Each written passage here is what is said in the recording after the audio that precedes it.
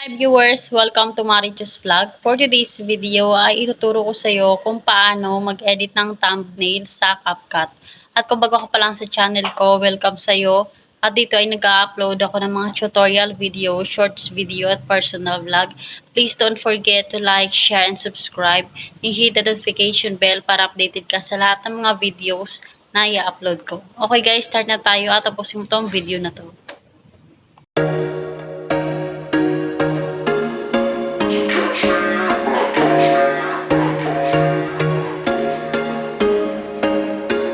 There was once a day that Okay guys, sa una nyong gagawin ay punta kayo sa may CapCut. And then punta kayo sa may photo editor dito sa taas. Dito guys sa may gallery, pumili lang kayo ng kahit na anong background. Kasi guys, isasample lang natin yon. Yan. For example yan. Tapos dito, punta kayo guys sa my size para mapalitan natin siya ng size. Kumpara sa Facebook, yung gagawin nyo na thumbnail, ang piliin nyo yung 9:16. At kumpara naman sa YouTube, ang piliin nyo ay 16:9. Yan. So, check lang natin yan.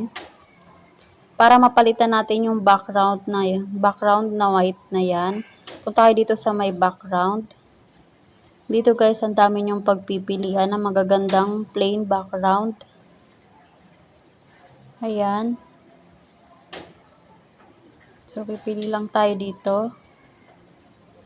And then, pag nakapili na kayo, check nyo lang. Para mabura guys, yung background na sample kanina natin, click nyo lang yung mismong color na yan. And then, click nyo tong delete. Sunod, punta tayo sa add photo para maglagay tayo ng picture. Mas okay kasi guys na may picture yung thumbnail natin. Nang sa ganon ay nakikilala tayo ng mga viewers natin. Yan, click natin yung picture. Dito guys, palakihin nyo lang yung picture nyo. Pansin nyo guys, may background siya. Para mawala yung background niya, click nyo tong cut out na nasa baba. And then, click nyo tong AI Auto Select.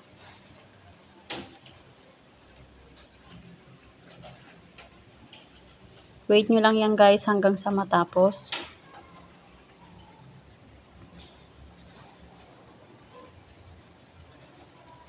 By the way guys, kung hindi ka pa nakapag-subscribe, please don't forget to subscribe. Malaking tulong na sa akin bilang small YouTuber.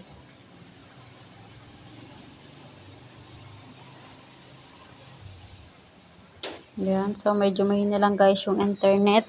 Pa-wait guys.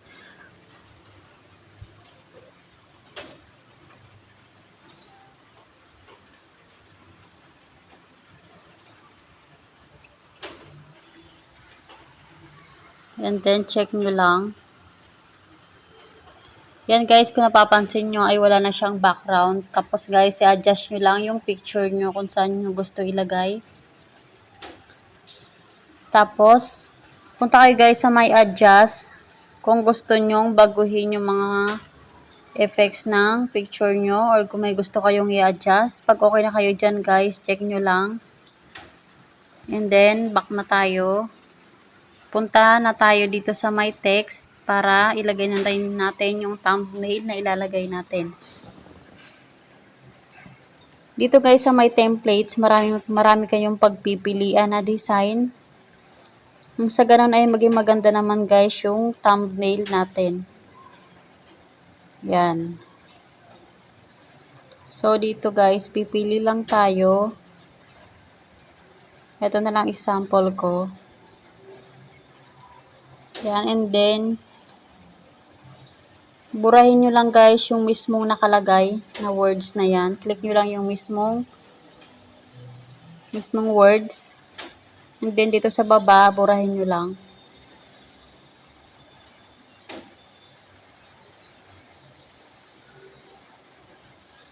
Tapos i-type nyo na yung thumbnail na ilalagay nyo. For example, paano mag-edit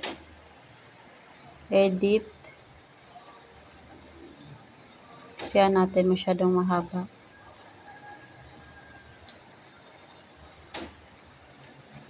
Paano mag-edit ng thumbnail sa CapCut. Yan. Tapos lagyan nyo na lang guys ng emoji. Yan. And then, galawin nyo lang guys yung mismong templates niya. Nang sa ganun, ma-adjust natin dito sa may gitna.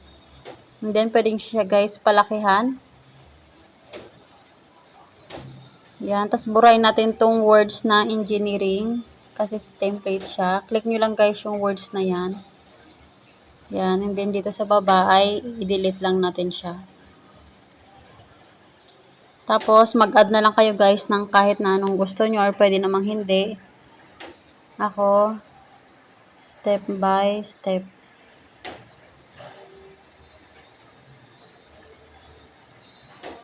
Yan. And then, pag okay na yan, punta kayo dito guys sa My Style kung gusto nyo baguhin yung color ng letter guys. Yan. Hindi ganong kita. Itong isang baguhin natin ng color para makita nyo.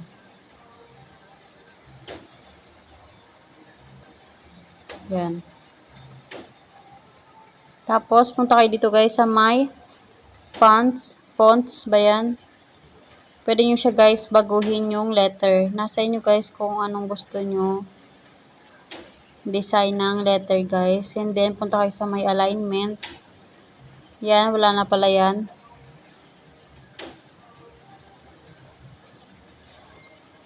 Yan, and then guys, pag okay na yan, i-check nyo lang. Tapos palakihin nyo guys, depende sa inyo. Ayan, kapag ka okay na yan, so pwede nyo na guys i-export.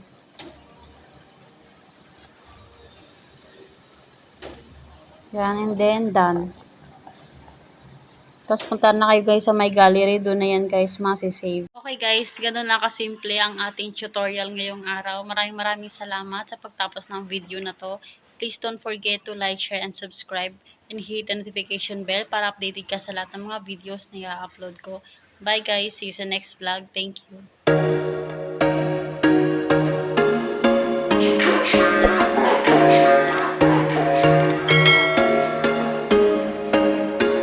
There was once a day that I would pray for you. I'd go and miss me.